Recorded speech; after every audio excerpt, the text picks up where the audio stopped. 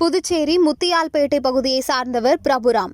இவரது மகன் வெங்கட்ராம் பொறியியல் படிப்பு முடித்துவிட்டு பெல்ஜியத்தில் பணியாற்றி வருகிறார். அங்கு பணியாற்றிய போது பிலிப்பைன்ஸ் நாட்டை சேர்ந்த கிலேசிபெத் சிம்பானான் ஒபா என்ற பெண்ணை காதலித்துள்ளார்.